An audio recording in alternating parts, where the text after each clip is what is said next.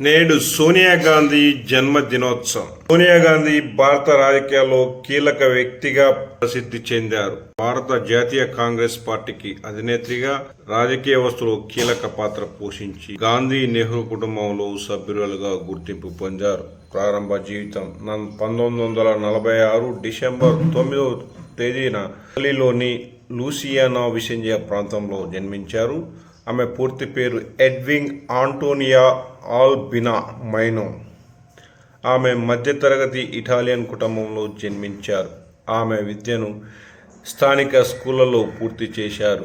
సోనియా గాంధీ 1964లో రాజీవ్ గాంధీని కేంబ్రిడ్జ్ విశ్వవిద్యాలయంలో కలుసుకున్నారు. 1968లో రాజీవ్ గాంధీతో వివాహం చేసుకున్న ఆమె భారతదేశానికి వచ్చి గాంధీ కుటుంబంతో జీవనం ప్రారంభించారు.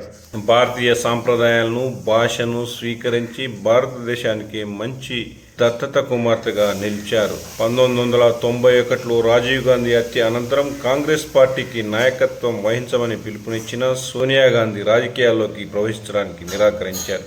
1998లో పార్టీ అనేక సవాళ్లను ఎదుర్కొంటున్న సమయంలో కాంగ్రెస్ అధ్యక్షురాలుగా బాధ్యతలు చేపట్టారు. 1999లో లోక్సభ సభ్యురాలుగా ఎన్నికయ్యారు. సోనియా గాంధీ నేతృత్వంలో కాంగ్రెస్ 2004, 2009లో సాధించిన విజయాలతో యూపీఏ యునైటెడ్ ప్రోగ్రెసివ్ అలయన్స్ ప్రభుత్వాలు ఏర్పడ్డాయి. కాంగ్రెస్ పార్టీకి ఒక పునరుజ్జీవనాన్ని తీసుకొచ్చారు. ప్రజా సంక్షేమానికి అనేక పథకాలు ప్రవేశపెట్టారు. ముఖ్యంగా మహాత్మా గాంధీ గ్రామీణ ఉపాధి పథకం.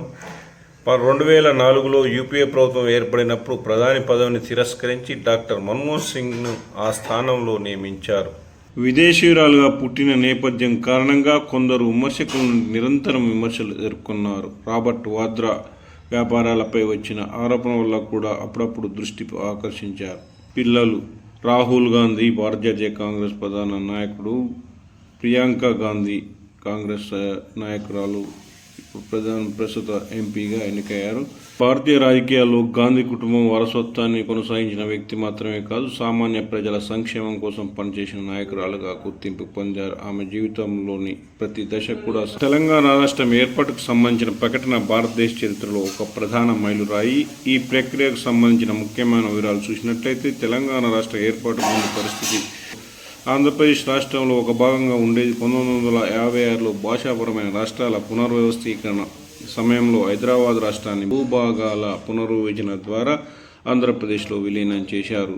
తెలంగాణ ప్రజలకు తగిన న్యాయం చేయలేదనే అభిప్రాయం పెరిగింది. నీటి వనరులు, ఉపాధి అవకాశాల అభివృద్ధి అన్యాయం జరిగిందని విమర్శలు వచ్చాయి. తెలంగాణ ఉద్యమం 1969లో మొదటిసారిగా పెద్దగా ఉద్యమం ప్రారంభమైంది. తెలంగాణ రాష్ట్ర సమితి టీఆర్ఎస్ పార్టీ స్థాపకుడు కల్వకుంట్ల చంద్రశేఖర్ రావు కొత్త ఉద్యమానికి నాంది పలికారు. 2014 ఫిబ్రవరి 20న పార్లమెంట్ 2 సభలు తెలంగాణ బిల్లును ఆమోదించాయి. 2014 జూన్ 2న అధికారికంగా తెలంగాణ రాష్ట్రం ఏర్పడింది. ఇది భారతదేశం 29వ రాష్ట్రంగా గుర్తించబడింది. తెలంగాణ కోసం సోనియా గాంధీ ఇచ్చిన ఒక పెద్ద వరం తెలంగాణ రాష్ట్రం 29వ రాష్ట్రం సోనియా గాంధీ చొరవతో ఏర్పడింది.